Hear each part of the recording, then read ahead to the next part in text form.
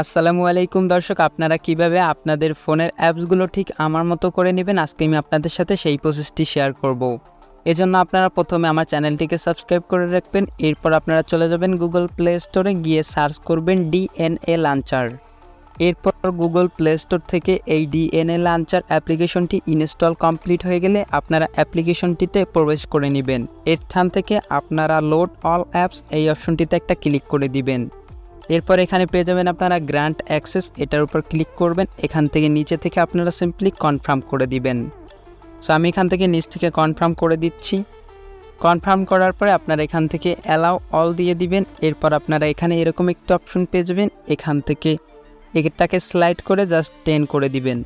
এরপর এখান থেকে টিক বাটনে ক্লিক করে দিবেন। এরপর আপনাদের এটা রানিং হয়ে যাবে। অ্যাপ্লিকেশনটি রান হওয়ার পরে আপনারা এখানে একটু পেয়ে যাবেন হচ্ছে ডিএনএস সেটিং, এটার উপর আপনারা একটা ক্লিক করে দিবেন।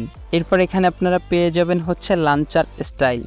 এখান থেকে এই লাঞ্চার স্টাইল এটার উপর একটা ক্লিক করে দিবেন। এখান থেকে আপনারা হলোগ্রাফিক মোড এটা সিলেক্ট করে দিবেন। সো এটা সিলেক্ট করে দেওয়ার পর আপনারা চলে যাবেন ব্যাকে চলে যাবেন। ব্যাকে চলে আসার পরে আপনারা ম্যাজিকটা দেখতে পাবেন। আপনাদের ডিসপ্লেও কিন্তু ঠিক আমার মতো এরকম হয়ে যাবে। সো দর্শক, আশা করি ভিডিওটি অবশ্যই আপনাদের উপকারে আসবে। ভিডিওটি সবাইকে দেখার জন্য অবশ্যই শেয়ার করে দিবেন। সবাইকে অসংখ্য ধন্যবাদ আমার ভিডিওটি দেখার জন্য।